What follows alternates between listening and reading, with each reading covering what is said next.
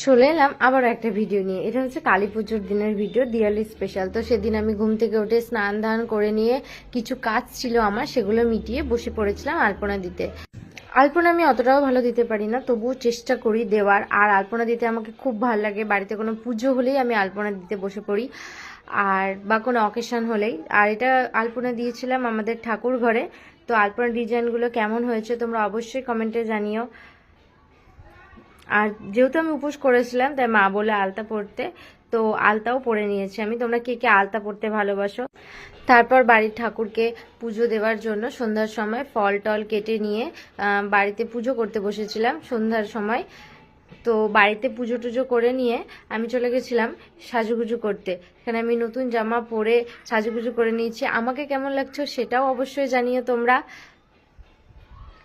তারপরে মা এখানে প্রদীপ জ্বালাচ্ছিল সারা বাড়িতে দেবে বলে, আর আমি এই সারা বাড়িতে প্রদীপ দিয়েছি সেদিন।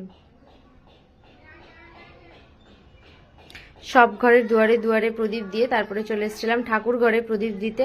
তো প্রদীপ দেওয়ার পর এবার এই আলপনার উপর যে প্রদীপ দিয়েছি সেটা কেমন লাগছে জানিও। তারপর বাড়িতে প্রদীপ দেওয়া কমপ্লিট করে মা আর আমি বেরিয়েছিলাম একটু ঠাকুর দেখতে আর সব মন্দিরে প্রদীপ জ্বালাতে সন্ধ্যার সময়। সব মন্দিরে প্রদীপ টদীপ দিচ্ছিলাম, যেতে রাস্তায় যেতে যেতে দেখলাম একটা ঠাকুর নিয়ে যাচ্ছে। দেখো কি সুন্দর লাগছে মাকে।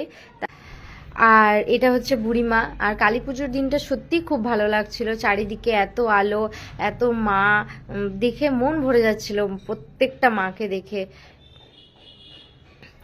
আর এখানে দেখো মাও প্রদীপ জ্বালাচ্ছিল আমার সাথে সাথে।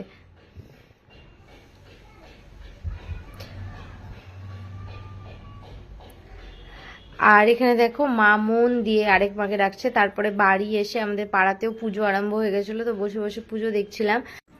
পুজো শুরু হতে হতে প্রায় 9টা বেজে গেছিলো, আর শেষ হতে হতে প্রায় 12টা।